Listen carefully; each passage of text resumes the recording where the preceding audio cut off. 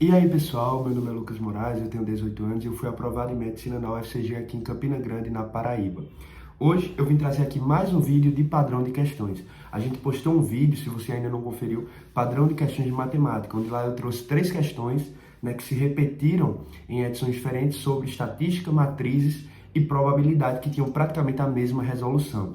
E como o vídeo teve muitas visualizações, deu uma crescida no canal fora do normal, e muita gente nos comentários, eu dei uma sugestão lá, muita gente nos comentários pediu para a natureza, hoje eu vim trazer de física. Muita gente tem dificuldade em física, então eu acho muito importante trazer aqui para vocês uma análise de algumas questões de edições do Enem que trazem praticamente o mesmo raciocínio, enfim, o mesmo o mesmo conteúdo, e a gente, através da prática das provas antigas, estudando para o Enem, pelas questões do próprio Enem, a gente consegue pegar o raciocínio, pegar a experiência para, se caírem novas questões que tragam o mesmo conteúdo, o mesmo raciocínio, aquela mesma situação, problema, a gente consiga resolver facilmente ao identificar a questão, certo?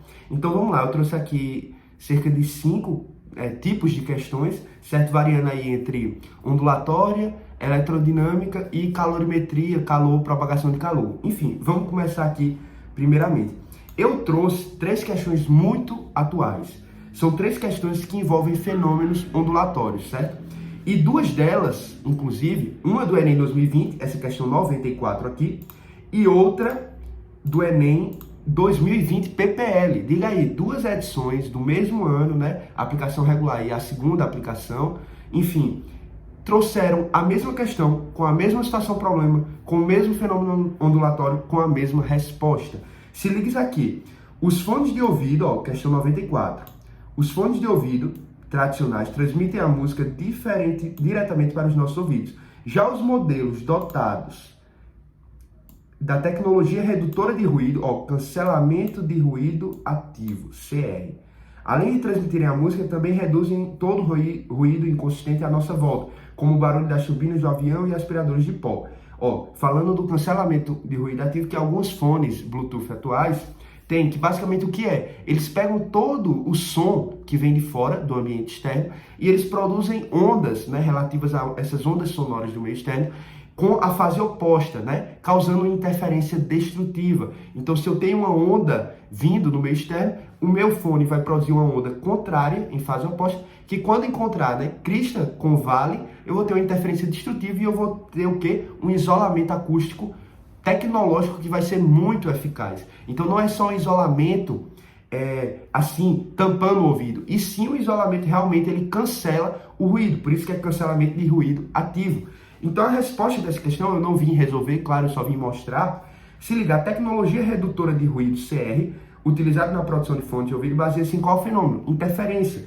Isso aqui é uma aplicação muito conhecida desse fenômeno ondulatório. Aí no Enem 2020 PPL, olha o que caiu. Alguns modelos mais modernos de fones de ouvidos têm um cancelador de ruídos ativos, a mesma coisa, quase o mesmo texto, só muda o tamanho.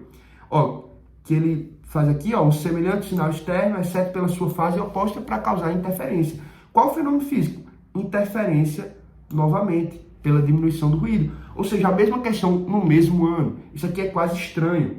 E o pior é que a questão 120 aqui, que eu também trouxe, aí é uma questão de outra edição? Não, é do Enem 2020 PPL. Ou seja, no mesmo Enem 2020 PPL, caíram 2 questões de fenômenos ondulatórios. Pode ver aqui, difração tem nas 2, reflexão tem nas 2, refração tem nas 2, enfim, quase a mesma coisa. Sendo que aqui fala sobre a utilização do óculos 3D, que já aqui é um fenômeno relacionado à polarização. Enfim, eu não vim resolver, eu realmente vim mostrar que fenômenos ondulatórios tem que saber. Na parte de ondulatória, quando a gente estuda, a gente tem que saber, e são casos clássicos. Esse caso da interferência é clássico, esse caso do óculos 3D é clássico. Difração é clássico, aquelas imagens, que tem uma determinada abertura com um comprimento de onda, assim, com um tamanho perto do comprimento de onda, enfim, que faz a difração, que é contornar objetos, enfim. A gente tem vários casos clássicos que sempre estão sendo repetidos no Enem, e essas questões aqui de fenômenos ondulatórios são clássicas. Toda vez, todo ano, geralmente tem uma, que é basicamente identificar a situação e dizer qual é o fenômeno. Então se liguem, porque a gente viu aqui que até repetiu a mesma situação, o mesmo texto, tudo igual, até a mesma resposta. Agora vamos aqui para uma questão do Enem 2021, certo? Aplicação regular, que é sobre propagação de calor. Falando aqui sobre brisa marítima, sobre a formação de ilhas de calor. E ele perguntava aqui, ó, qual era o tipo de propagação de calor. Lembra que tem convecção, condução e irradiação. E basicamente era você ler o texto, identificar qual desses fenômenos seria e marcar aqui a resposta. Uma questão extremamente fácil, né? A parte básica de calorimetria. Aí olha essa questão aqui, que se eu não me engano é do Enem 2013. A mesma coisa. Pode ver, ó, que as alternativas até são parecidas. Falando aqui, ó, dois fenômenos. Cada alternativa falando dois fenômenos, duas formas de condução, de propagação do calor. E se liga, era basicamente você ler as duas questões, identificar e marcar. Ou seja, se você tivesse estudado aqui propagação de calor, seria uma questão tranquila, certo? E geralmente são questões fáceis, simples de se fazer, ok? Então tem que saber. Então estudem essa parte, porque a parte de cálculo é um pouco mais difícil, mas essa aqui, se cair, vocês têm condições de acertar tranquilamente. Agora olha essa outra questão aqui, também de calorimetria, né, da parte de calor, mas é sobre definição de calor, mais ou menos. Se liga, ele está falando aqui, ó, sobre em dias com baixas temperaturas as pessoas utilizam casacos ou blusas de lã. Ele está falando sobre agasalho de lã e ele quer saber qual a função desse agasalho para nos proteger do frio, certo? Se liga, isso é uma questão do Enem 2012, se eu não me engano é Enem 2012 PPL. Aí ele pergunta aqui, ó, a utilização da vestimenta de lã diminui a sensação de frio, por quê? Aí, possui propriedade de gerar calor, é constituída de material denso que não permite a entrada do ar frio, diminui a taxa de transferência de calor. Aqui, provavelmente a alternativa correta é essa aqui. O agasalho, né, ele protege o nosso corpo e ele impede a perda de calor do nosso corpo para o meio externo, que causa a sensação de frio. Então, por isso que a gente se agasalha para proteger e evitar a perda de calor para o meio externo, certo? Aí se liga essa questão aqui de 2019, questão 124. Em 1962, o jingle, vinheta musical, criado por Heitor Carrillo, fez tanto sucesso que extrapolou as fronteiras do rádio, enfim. Aqui, ó, nele, uma pessoa respondia ao fantasma que batia em sua porta, personificando o frio. Novamente falando de frio, igual.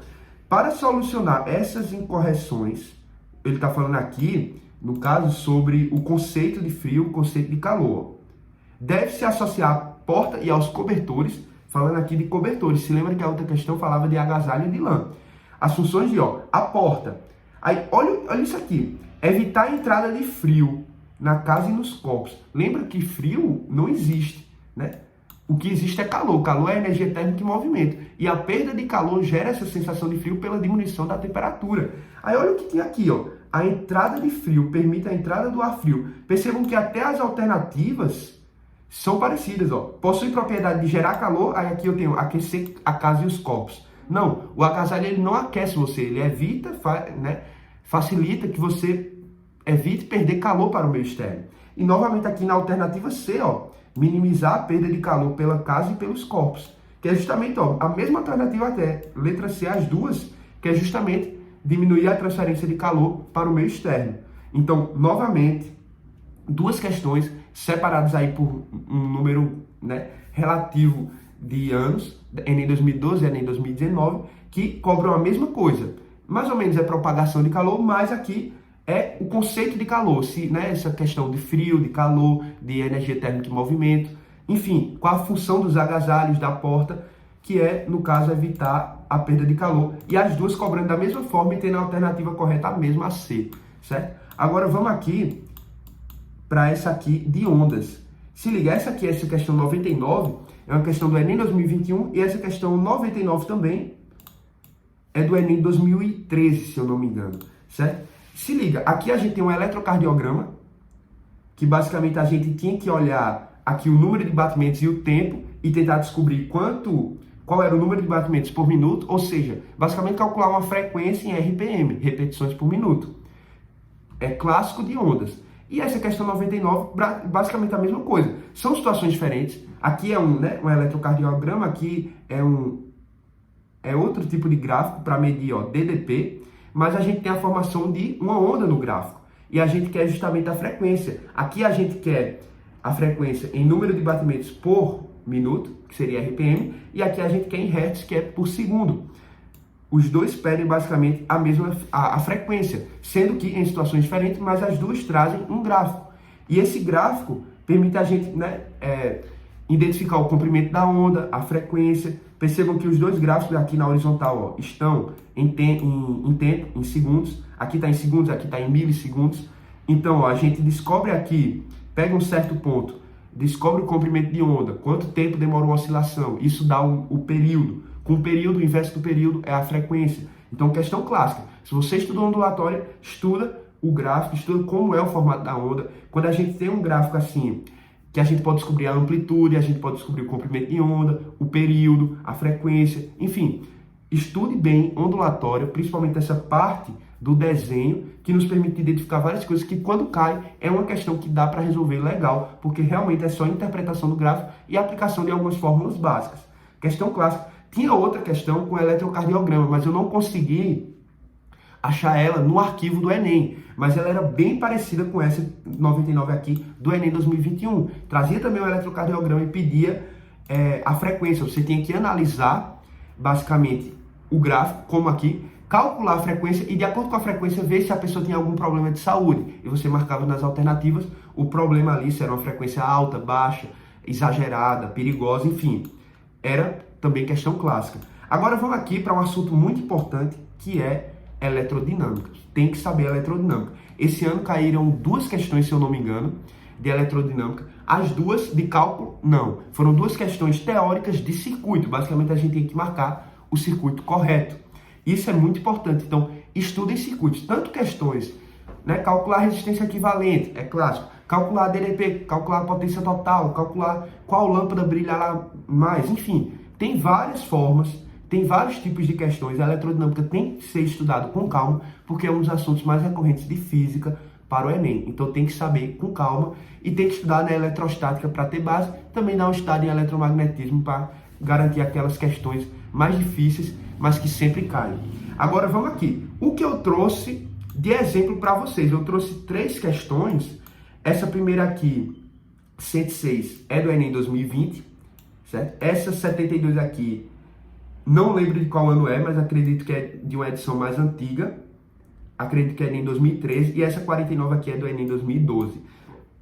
Peguei aí, ó, até com uma diferença grande de antes, para vocês verem que se repete mesmo com um grande intervalo de tempo, certo? Agora, se liga, essa questão 906, ela até tem um pouco de cálculo, mas uma parte importante dela, para você acertar, é você identificar a posição do amperímetro.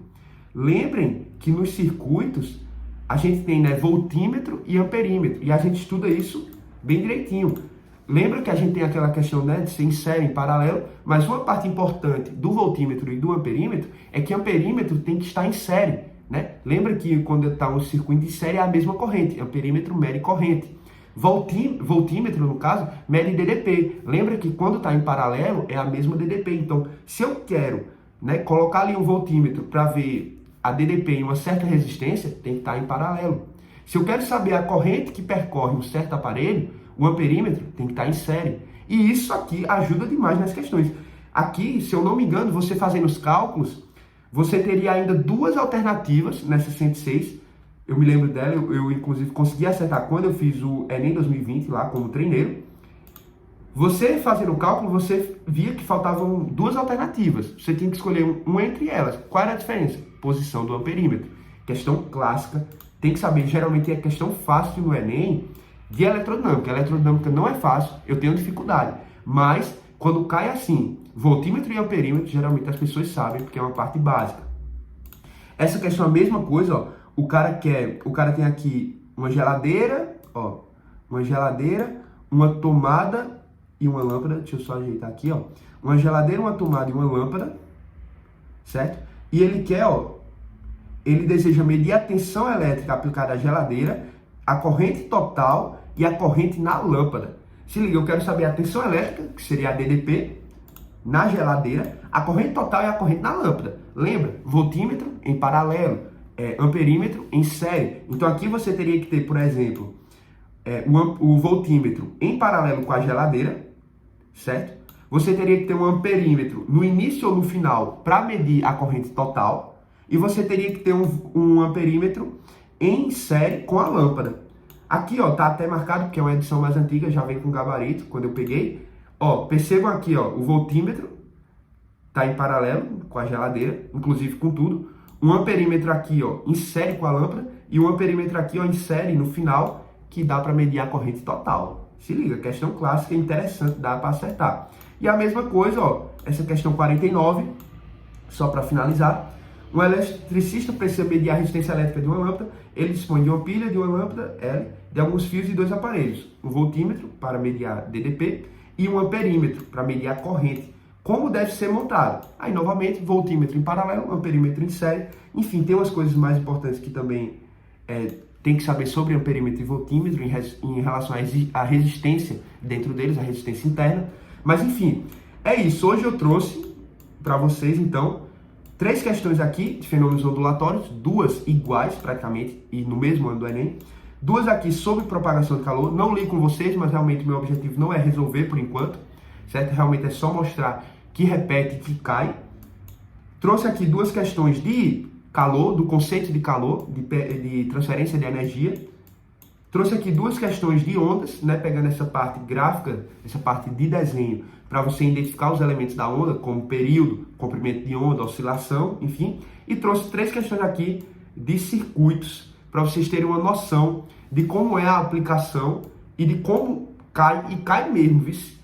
Essa parte de voltímetro e amperímetro é uma das partes mais estudadas e é importante demais vocês terem noção e aprenderem. Claro que, lembrando de também estudar a parte de cálculo, que quando cai, eu tenho dificuldade, falando aqui para vocês, sempre tive dificuldade, mas quando cai, realmente você precisa saber dominar um pouco, porque é um pouco chato. Mas, trouxe aqui 3 questões que, mano, se cair amperímetro e voltímetro, identificar o circuito, dá para acertar, então estudem, certo? Vou trazer futuramente padrão de questões de biologia e de química. Física eu trouxe primeiro porque geralmente as pessoas têm mais dificuldade, e aqui até trouxe um certo repertório de questões interessante, mas depois eu já estou organizando algumas questões de genética, de biotecnologia, também tem questão muita de ecologia, de corredores ecológicos, enfim, tem muita questão de biologia que se repete, que tem um padrão, que até em edições seguidas do Enem caiu a mesma coisa. Enfim, química também, já estava vendo, enquanto estava procurando as de física, já dei uma encontrada nas de química. Enfim, vou trazer para vocês e futuramente trazer aí umas resoluções para ajudar também, não só no padrão de questões, mas como resolver, como raciocinar. Lembrem de seguir lá, @med.moraes, com 2 S. Lá tem algumas resoluções de questões, como aqui no canal também. Valeu, se inscrevam e deixem o like.